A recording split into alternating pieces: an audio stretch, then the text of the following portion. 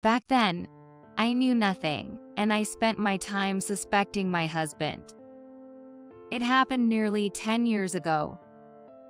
In my 30s, I was living married life with my husband, whom I had married not long before. I imagined that life with my husband, who had been busy with work even before we got married, would have many misunderstandings. But the time he spent away from home was so long that I felt like I was living alone. At first, I tried to comfort my husband when he could finally relax at home for the first time in a long while. But as time went on, my dissatisfaction grew, and I became harsh with him every time I saw his face. My husband was troubled as a result and tried to comfort me. However, when he realized that it still didn't satisfy me, he stopped responding altogether. No matter how busy his job was, as we were married, I wanted him to pay attention to me too. That feeling prevailed, and I couldn't look at my husband objectively anymore. When I picked a fight with my husband, he would always say, "I'll finish work soon, and then we can go to that island you love." But that never happened, no matter how much time passed. "You care more about your job than me, don't you? Then don't bother coming home. I'm tired too, and when I see your tired face, it makes me even more miserable." I continued to hurl hurtful words at my husband. But seeing his attitude of not giving me any attention anymore, I began to vaguely feel that our marriage was coming to an end. Gradually, I stopped feeling angry toward my husband, and it seemed that he also sensed I was living with only cold, distant emotions. He started coming home less and less, using his busy work as an excuse. He worked in a department that required frequent business trips, so I didn't suspect anything at first. But one day, I found a hotel receipt and a membership card for a business hotel near our nearest train station in my husband's suit pocket. The receipts pointed to the fact that he had stayed at the hotel on the days he claimed to be on business trips, and the membership card had accumulated points that seemed excessive for just one night. Originally, my husband was quite popular with women at his workplace, being considered a rising star in his career. I thought he must have found another woman besides me. He was having a good time with that person, so I didn't need to be the only one suffering. I started going out at night and packed my schedule with activities even on my days off, trying not to be outdone by my husband. I was having fun and played around for a while, but I eventually became exhausted. I couldn't enjoy those times genuinely, and I grew tired of forcing myself to smile. Maybe it's time for me to have my own freedom soon. Neither of us were really facing each other as a married couple. We were both avoiding each other. If my husband could be happier with someone else besides me, then perhaps it's better that way. I thought it was time for me to move on to a new stage in life as well. Still, I loved my husband, whom I had once wanted to spend my whole life with. It took a lot of courage for me to bring up divorce, and I also had feelings of doubt, wondering if there was no other way but to end it. But it seems my husband already has a new girlfriend. After days of agonizing, I made up my mind and sent a text message to my husband. "Will you be finishing work early today? I have something to talk to you about." I received a response immediately. "I've got something to talk about, too. I'll try to come home as soon as possible." Despite having made up my mind for a divorce, I had mistakenly assumed that my husband wouldn't want a divorce either. My husband wanted a divorce too. Just thinking that sent my heart constricting, making it hard to breathe, and it was even difficult to stand. But my husband's heart had already left me and gone to someone else. I should stop crying. I wanted to end it with a smile, at least this one last time. I steeled myself and waited for him to come home. He eventually returned home around 9 p.m. My husband, whom I faced head-on after a long time, was surprisingly thin. His kind eyes and tone remained the same, but there was a distance between us that seemed impossible to bridge. My husband was originally a man of few words, and while I was talking, he often lowered his gaze and remained silent except for occasional nods. I had wanted to end it with respect for my husband until the end, but I couldn't help feeling that he was making a fool of me. Even though we, who had been married for a short time, were choosing to part ways, why wouldn't he even express his own feelings? I gradually became frustrated and started arguing with him. Still, my husband remained silent and listened to my words. I wanted to somehow make him speak, so I mentioned the existence of his new girlfriend. He must have thought I hadn't noticed. If he realized that I saw through everything, wouldn't he rush to make excuses? Upon hearing my words, my husband looked surprised and, for a moment, let out a smile. And after a short pause, he said, "So, you found out, huh?" Strangely enough, I couldn't help but laugh at his nonchalant reply, and he started laughing as well. It was the first time in a long while that we, as a married couple, laughed together. Despite the seriousness of the situation, I was happy that we could laugh together like we used to. After that, strangely enough, we were able to talk just like before. Perhaps my husband realized I had seen through his affair. My husband's expression looked remarkably relieved. "Let's stop blaming each other. I don't want to hate you anymore." My proposal was accepted by my husband, and we decided to sort out our shared belongings so that either of us could leave at any time. All of them were precious memories, but they were all things that I wanted to put somewhere out of sight for a while. My husband, who was the type that would get attached to personal belongings for a long time, was then putting them into garbage bags without hesitation. His decisiveness overwhelmed me. Late into the night, the room was cleared, and only our belongings remained. At that point, my husband said to me, "Take whatever you want. I'm the one who's at fault for everything. Can you forgive me?" It seemed that tears welled up in my husband's eyes. Had he also started feeling lonely while tidying up? I understood that feeling very well because I felt the same way. "You still have some time to think about it. Let's sort things out little by little." After finishing the initial sorting, we decided to call it a day. As I soaked in the bath, I sorted through my thoughts. We were still legally married, so I should be able to get alimony from my husband, who had cheated on me, but it was clear that our relationship as a couple had already come to an end. Moreover, I didn't want to do anything that would further tarnish our memories. When I got out of the bath and prepared to sleep, my husband, who had just finished taking a bath, entered the bedroom. He slipped into bed and gently pulled me close. "Hey, this is a bit strange, isn't it? And it's not fair to her either." I stiffened, and my husband spoke as if he was squeezing out his words.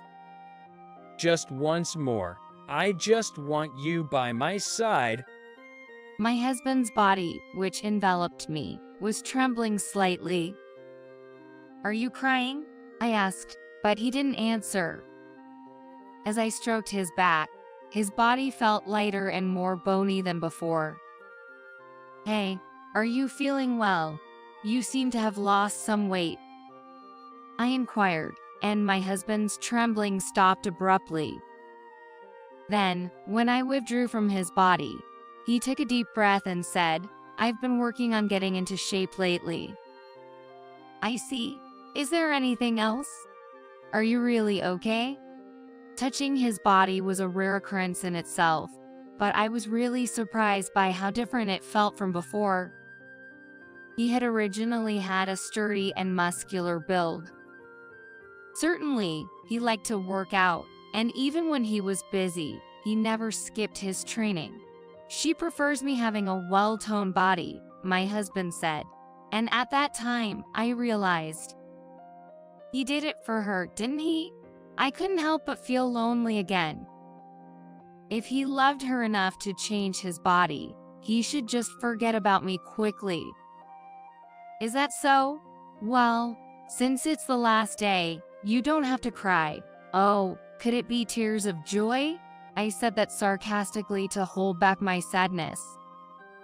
My husband chuckled lightly and said, "You haven't changed at all. I like that about you. Starting tomorrow, please live a happy life, wherever you may be. That's the only thing I'm praying for." My husband said that and started to snore. He really was a person who would do things at his own pace until the end. "I'm wishing for that too," I whispered to his sleeping face, and then I fell asleep as well.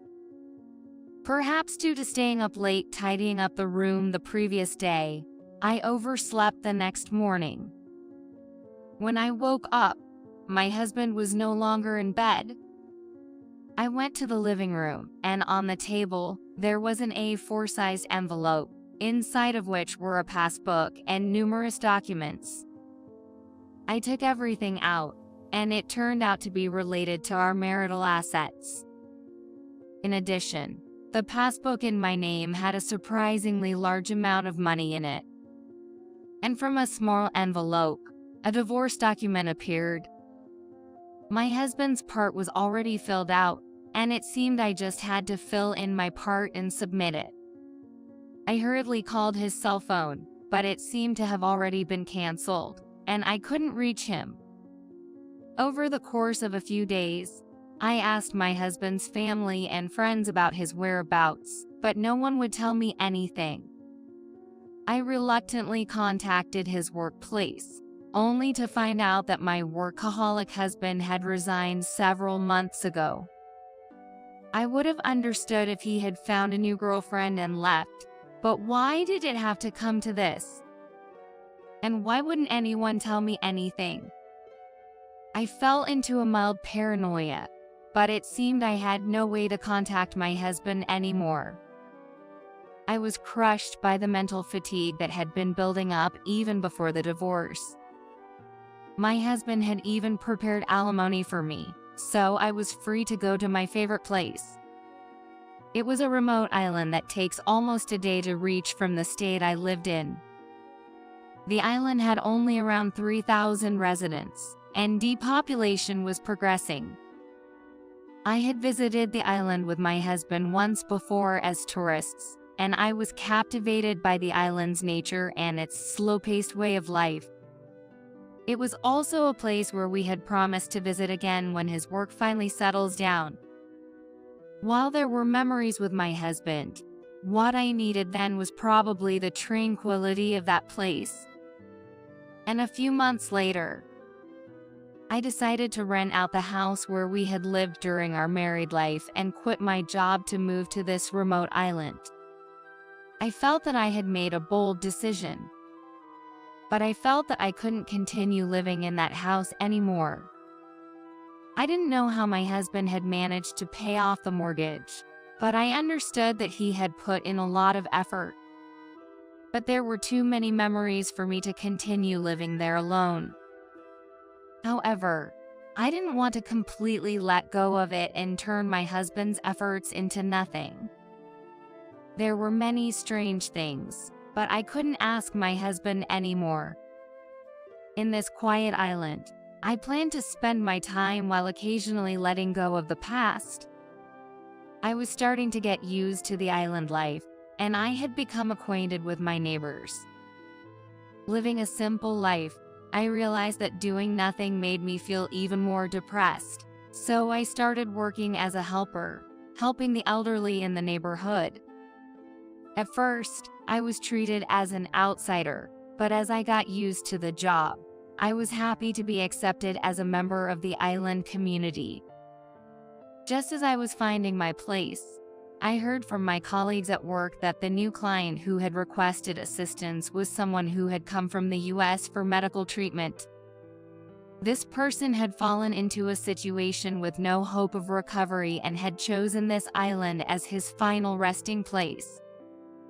Moving to this island in that condition must have required considerable determination, considering there were no medical facilities here. I was thinking that it would be quite challenging when I received a new request from this client, and since I had no prior commitments, I ended up being assigned to visit him. I had heard about his medical condition, so I was a bit nervous as I headed to his home. Upon arrival, I found a small house on a hill overlooking the sea. I had heard that it had been vacant for a long time and had been renovated to a livable condition when he moved in, but it was really just a house that could provide basic shelter from nature. I wonder if it's really okay for him to spend his final moments here? I couldn't help but worry as I rang the doorbell of the house. Finally, a faint voice said, "Please come in." I gave my usual greetings and went inside, finding the client sitting by a window where the sunlight and breeze streamed in. I couldn't see his face clearly due to the backlight, so I approached him with squinted eyes. "Nice to meet you.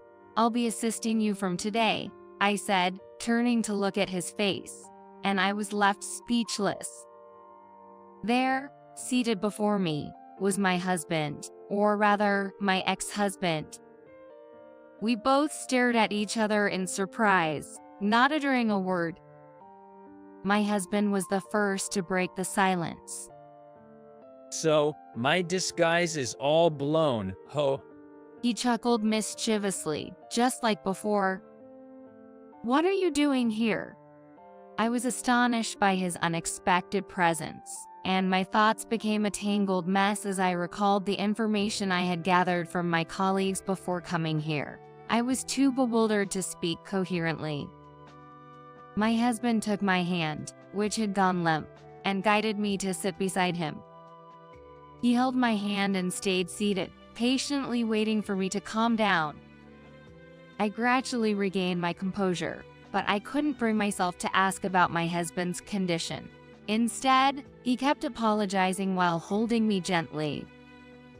Words to say to my husband eluded me, so I sat there silently, and I heard a voice from the entrance announcing a visitor.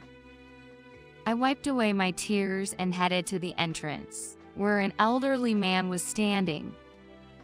He looked a bit surprised when he saw my tear-stained face, but nodded in greeting and entered, taking a seat next to my husband. "How is everything today?" he asked in a gentle tone. My husband replied that there hadn't been any significant changes, and they soon started chatting. The elderly man was probably the island's sole doctor. There were no hospitals on this island, and my colleagues had mentioned that the nurse and doctor at the clinic were this island's lifelines. So, it seemed my husband had indeed come to terms with spending his final moments on this island. Despite my husband's decision, I wondered if there was anything I could do. I listened intently to their conversation. However, after about 10 minutes of small talk, the doctor stood up to take his leave. Feeling restless, I followed the doctor outside.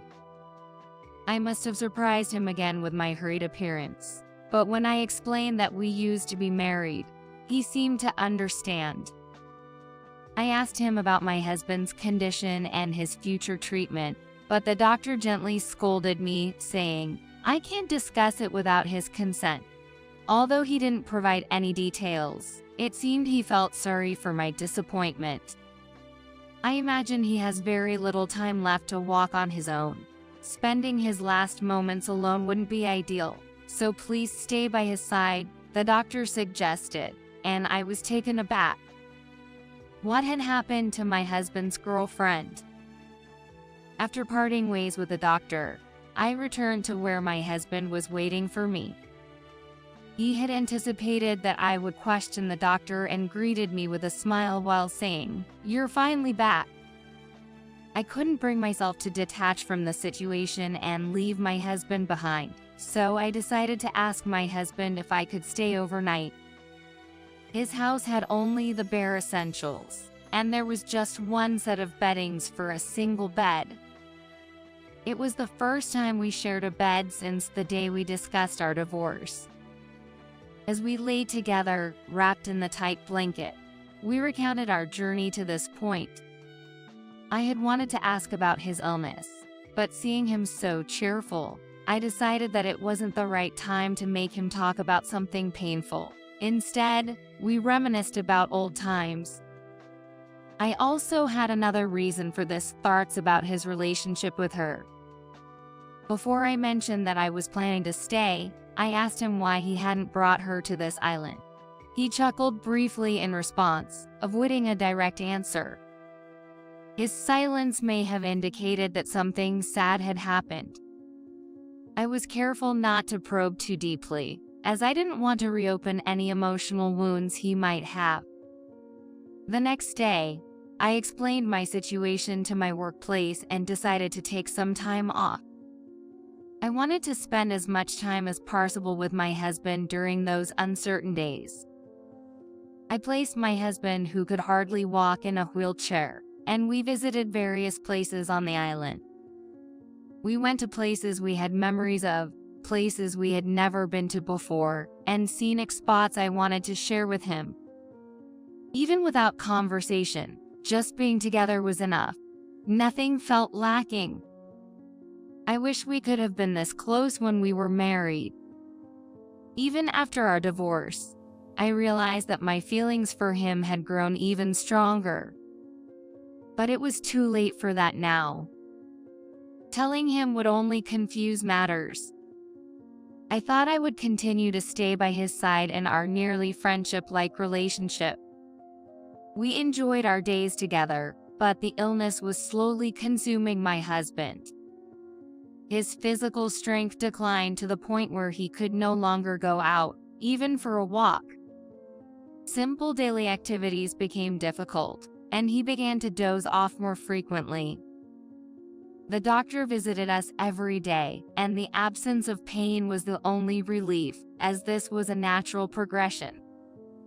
The thought of parting with my husband so soon was inconceivable, and I was filled with disbelief. I cared for my husband, who might never wake up again, to ensure he wouldn't feel lonely when he did. Sometimes, when he woke up briefly, he would talk as if continuing a dream or speak of distant memories as if they had just happened. Every moment was precious, and that love only deepened my sadness. Later on, my husband stopped waking up altogether. Even when our conversations ceased, I stayed by his side, reading his favorite books and describing the scenery I thought he would want to know about.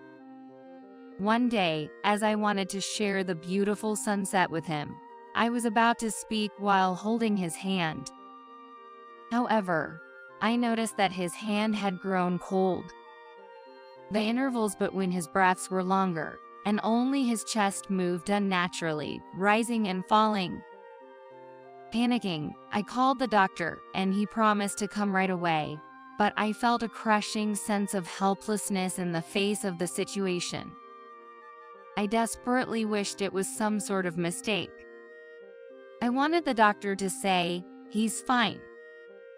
However, when the doctor arrived and examined my husband, he said, "His blood pressure has dropped significantly. Let's make it peaceful for him. I think he wants you by his side. I'll step out.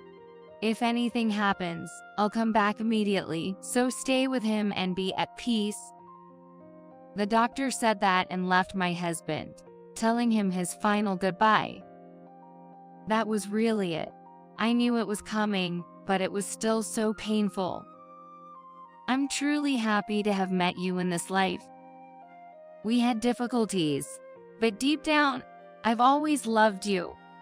I whispered these words into my husband's ear, holding his hand gently. And then, my husband's hand weakly squeezed mine in response. It was perhaps medically impossible, but I felt it distinctly.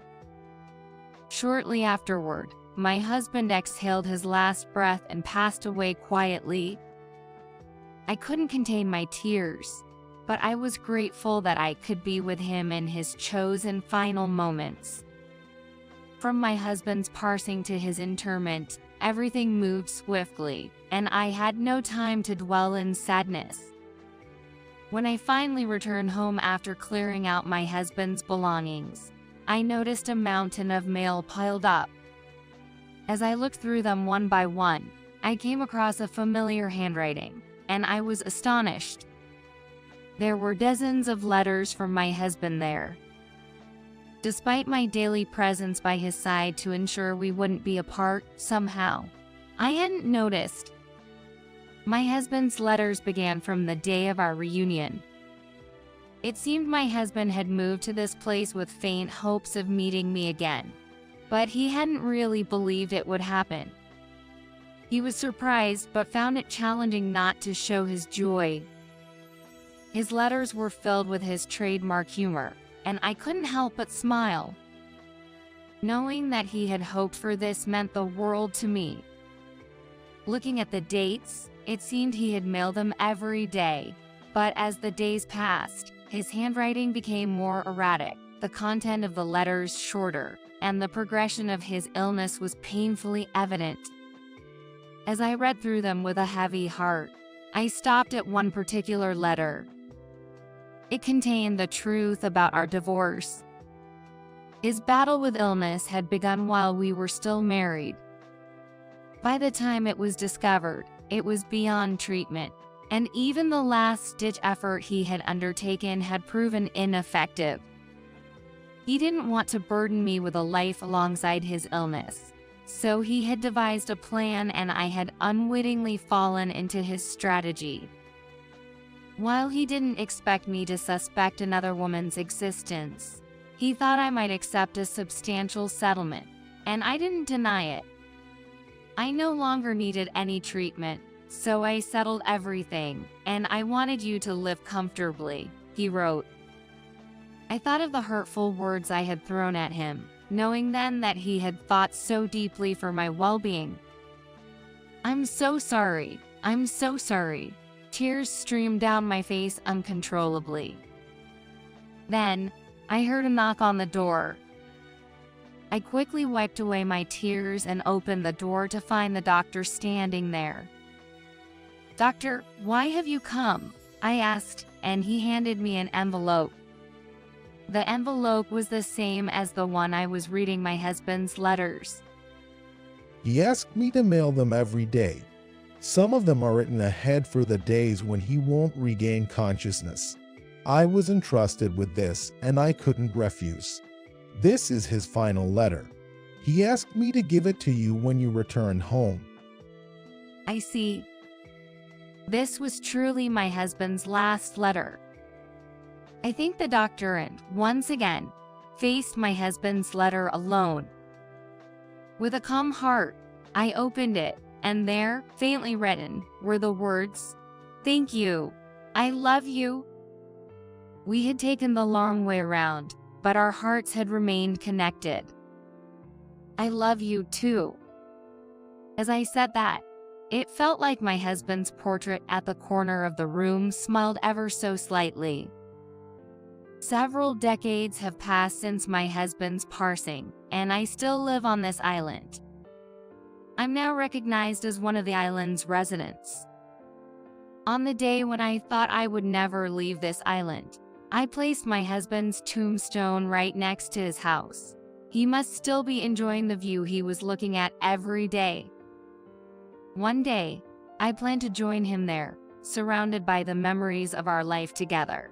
Until that time comes, I will continue to live this peaceful and fulfilling life.